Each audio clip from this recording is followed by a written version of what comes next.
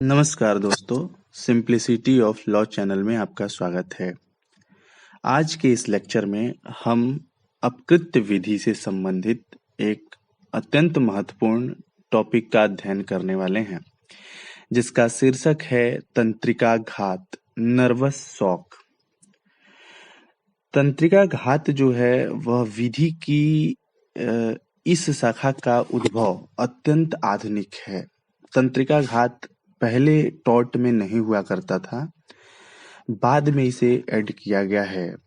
1897 ईस्वी के पूर्व अंग्रेजी अपकृत्य विधि में तंत्रिका घात के लिए प्रतिवादी जो होता है, अर्थात जो डिफेंडेंट होता है, जिसे वादी के दावे को नकारना होता है, अपनी रक्षा करनी होती है, उसे प्रतिवादी कहते हैं।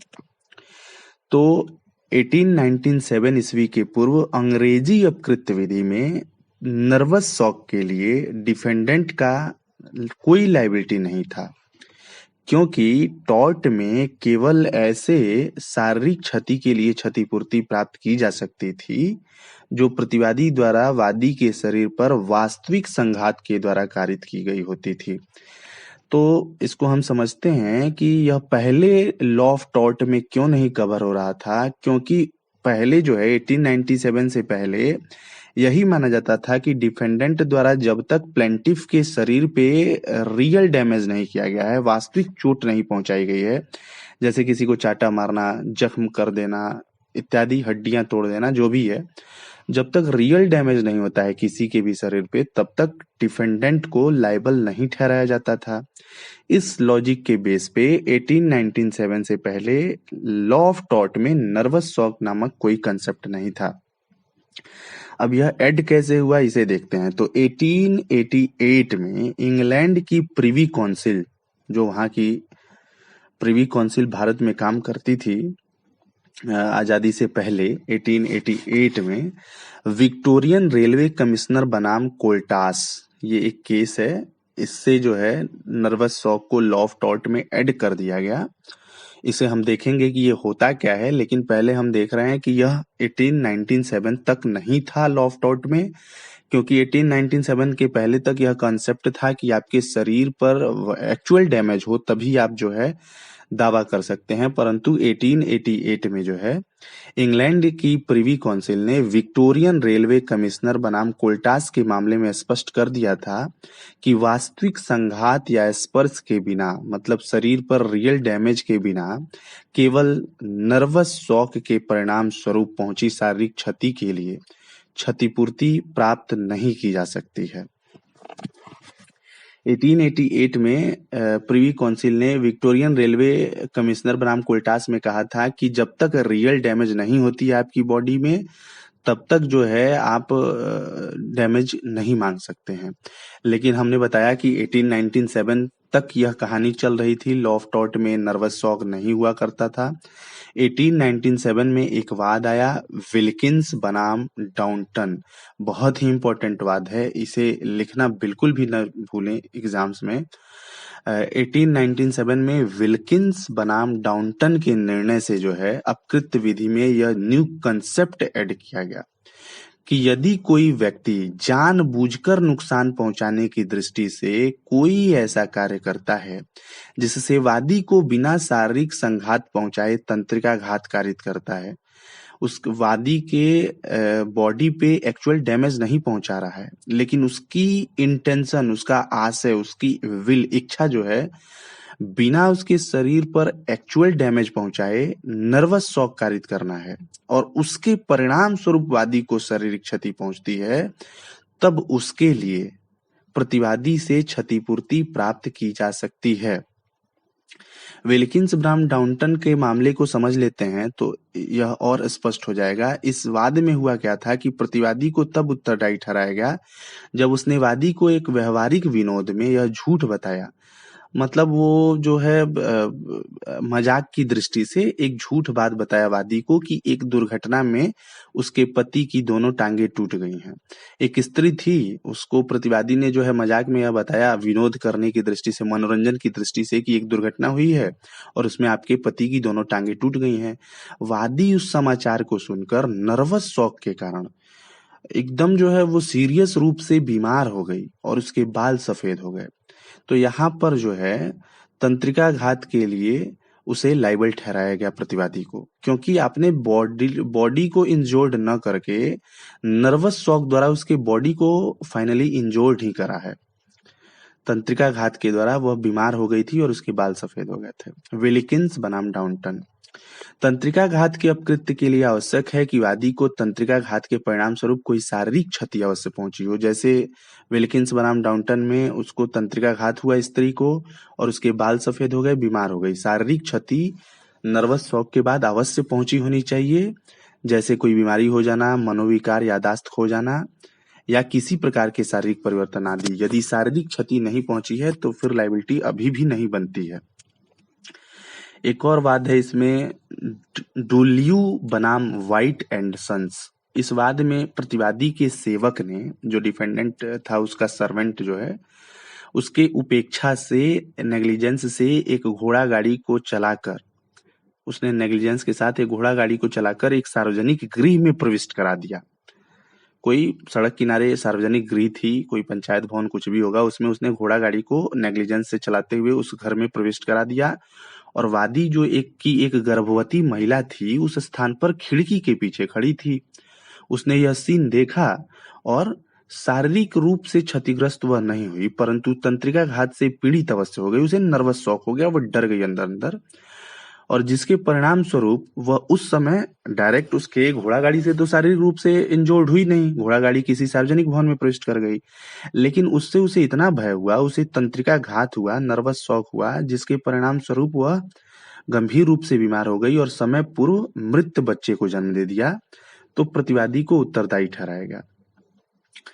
यद्यपि न्यायालय ने तंत्रिकाघात की कार्रवाई को मान्यता तो दी, परंतु न्यायालय ने इस पर कठोर शर्त भी लागू किया। इस शर्त के अनुसार ऐसी किसी कार्रवाई के लिए आघात को ऐसा होना चाहिए जो स्वयं अपनी ही तात्कालिक दैहिक क्षति के युक्तियुक्त भय से उत्पन्न हो। इस वाद तक डुल्यू बनाम व्हाइट एंड सन्स में न्यायालय ने कहा कि तंत्रिकाघात की कार्रवाई को मान्यता दे रहा हूं, रिकॉग्नाइज्ड कर रहा हूं, परंतु एक कंडीशन ये है कि इस नर्वस शॉक से, यानी जो डर आपको उत्पन्न हुआ है, उससे सिर्फ और सिर्फ आपके शरीर की क्षति हो, तभी आप तंत्रिकाघात के लिए कार्रवाई कर सकते हैं, किसी अन्य की शरीर की क्षति के लिए नहीं। जैसे इसका स्पष्टीकरण हम देखते हैं कि कोर्ट यह कहना चाह रहा था कि यदि ए की उपेक्षा से, नेग्लिजेंस से, बी के लिए खतरा उत्पन्न हो जाता है तो बी कार्रवाई कर सकता है यदि वह तंत्रिकाघात से पीड़ित होता है, परंतु यदि दूसरे तरफ ए की उपेक्षा से बी को खतरा उत्पन्न हो रहा है और उस बी के खतरे को देखकर या सुनकर दूसरा व्यक्ति सी तंत्रिकाघात से क्षतिग्रस्त हो जाता है, तो इस आघात के लिए ए के विरुद्ध कार्रवाई नहीं की जा सकती। यानी कि डायरेक्ट आपको जो है किसी अन्य व्यक्ति की उपेक्षा से आपको तंत्रिकाघात हुई हो और आपको ही बॉडीली इंजोर्ड आपका हुआ हो, तीसरे व्यक्ति को हो रहा है, तो उस समय तक रेमेडी नहीं दिया जाता था। यह निर्णय न्यायोचित प्रतीत तो नहीं हो रहा था। आगे चलकर विधि का विकास हुआ और 1925 में एक वाद में यह कहा गया कि कोई व्यक्ति तब भी तंत्रिकाघात से पीड़ित हो सकता है चाहे भले ही वह स्वयं अपने ही प्रति होने वाली क्षति की परिधि में न आता हो।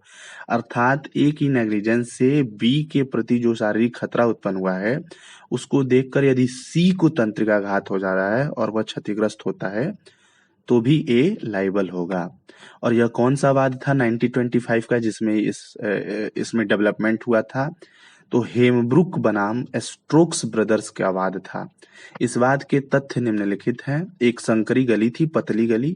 जैसे ही एक महिला अपने बच्चे को उसमें छोड़कर गई गली में, उसने देखा कि एक लॉरी जो है, ट्रक वगैरह, अत्यधिक तीव्रता के साथ उस ढलुई और संकरी गली की ओर दौड़ती चली आ रही है। महिला अपने बच्चों की संरक्षा के निमित्त भयभीत हो गई। एक प्रत्यक्षदर्शी द्वारा यह बतलाए जाने पर कोई वहां था घटनास्थल पर, और उसने जब यह बताया कि उस महिला के लड़के जैसा एक लड़का क्षतिग्रस्त हो गया है और वह महिला तंत्रिकाघात से पीड़ित हुई थी, स्वयं लॉरी से उत्पन्न खतरे की परिधि में नहीं थी। ना तो उसने लॉरी को एक्सीडेंट करते हुए देखा, न तो उसको अपने शरीर के लिए कोई भी डर हुआ, परंतु दूसरे व्यक्ति द्वारा यह बताए जाने पर कि उस लड़के जैसा एक लड़का क्षतिग्रस्त हो गया है, महिला तंत्रिकाघात से पीड़ित हो गई। इस मामले में न्यायालय ने कहा कि इस सिद्धांत को ऐसे मामले में विस्तारित किया जाएगा जहां वादी अपने किसी प्रियजन के लिए उत्पन्न तत्कालिक संकट से तंत्रिकाघात के परिणाम स्वरूप क्षतिग्रस्त हो जाता है। ऐसे मामले में भी तंत्रिकाघात के लिए प्रतिवादी उत्तरदायी होगा। एक और बड़ा ही इंपॉर्टेंट केस है बोरहिल बनाम यंग, बहुत इंपॉर्टेंट केस है। इस वाद में हाउस ऑफ लॉर्ड्स ने स्पष्ट कर दिया कि तंत्रिकाघात के लिए प्रतिवादी तभी उत्तरदायी होगा जब उसके लिए युक्ति संगत पूर्वानुमान में वादी ऐसा व्यक्ति था जो उसके कार्यों से प्रभावित हो सकने की परिधि में आता था। बोरहिल बनाम यंग में हाउस ऑफ लॉर्ड्स ने कहा था कि तंत्रिकाघात के लिए कोई भी व्यक्ति तभी लायबल होगा जब वह युक्ति संगत रीजनेबल तरीके से पहले से यह प्रिडिक्शन कर सकने में संभव था कि उसके इस कार्य द्वारा वादी जो है वो भयभीत हो सकता है। ठीक है। इसी तरह एक और जो है वाद है केरल विश्वविद्यालय बनाम के मौली फ्रांसिस, यह 2005 का वाद है। इस मामले में केरल हाईकोर्ट ने निर्णय दिया कि छात्र के पुनर्मूल्यांकन परीक्षा परिणाम में हुए अत्यधिक विलंब के कारण उत्पन्न हुई मानसिक पीड़ा से संबंधित छात्र को मतलब उसका जो है फिर से मूल्यांकन करना था, रीवैल्यूएशन, और उसमें अनावश्यक अत्यधिक विलंब हो गई थी, जिस कारण वो जो मेंटल ट्रॉमा से गुजर रहा था, जो उसको मानसिक पीड़ा हो रही थी, उसके कारण कोर्ट ने जो है केरल हाई कोर्ट ने 10,000 रुपए उसे डैमेज के रूप में यूनिवर्सिटी से दिलवाया। ठीक है, केरल विश्वविद्यालय से। अपकृत्य के अब ये एक बड़ा ही फेमस जो है लाइन है, और ये डॉक्टर विनफील्ड द्वारा कहा गया है, जो टॉट के बहुत बड़े जो है स्कॉलर रहे हैं, वेदी शास्त्री रहे हैं।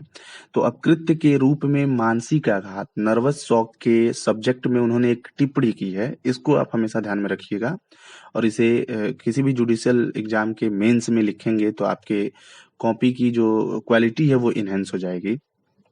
तो डॉक्टर विनफील्ड ने कहा कि वर्तमान समय में चिकित्सा विज्ञान मेडिकल साइंस में अप्रतिम प्रगति के कारण यह सुनिश्चित करना, यानी कि यह डिसाइड करना बड़ा ही सिंपल हो गया है कि व्यक्ति को वास्तव में मानसिक आघात हुआ है अथवा नहीं, उसे नर्वस शॉक हुआ है, मेंटल ट्रॉमा लगा है या नहीं।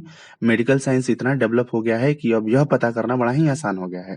अतः मानसिक आघात को, नर्वस शॉक को ठीक उसी प्रकार की शारीरिक उपहति या क्षति माना जाता है जैसे कि एक शरीर की कोई हड्डी टूटने पर या किसी अंग पर गहरा घाव हो जाने पर। अतः इसके लिए न्यायालय में वाद संस्थित करके क्षतिपूर्ति का दावा किया जा सकता है। निचोड़ समरी यह है कि विनफील्ड कह रहे हैं कि ऐसा कोई जरूरी नहीं है कि नर्वस शॉक से आपको शारीरिक क्षति ही हो जाए, आपके बॉडी इंजोर्ड हो, बल्कि अब मेडिकल साइंस बहुत डेवलप हो गया है तो हम आसानी से पता कर सकते हैं कि व्यक्ति को नर्वस शॉक हुआ था, तो सिर्फ नर्वस शॉक ही हो जाने पर वह जो है लॉ ऑफ टॉर्ट में डैमेज की मांग कर सकता है, रेमेडी की मांग कर सकता है। यह जरूरी नहीं है कि उसको जो है शारीरिक क्षति भी हो वास्तव में। तो आई होप कि आज का यह टॉपिक बड़ा ही स्पष्ट था, आपको समझ में आया होगा और आपने इसे देखा होगा। अगर आपको कुछ भी दिक्कतें हैं तो कमेंट बॉक्स में लिखिए, और एक बार वीडियो को फिर से देखिए। अगर कुछ भी नहीं समझ आता है तो आई होप कि बहुत सारे डाउट क्लियर हो जाएंगे। तो आज के इस लेक्चर में इतना ही, कल फिर मिलेंगे एक नए लेक्चर के साथ। आप हमारे चैनल सिंप्लिसिटी ऑफ लॉ के साथ बने रहिए, इसे लाइक, शेयर एंड सब्सक्राइब करना न भूलें, तथा बेल आइकन जरूर दबाएं ताकि कोई भी लेक्चर मिस न होने पाए। Thank you, have a nice time.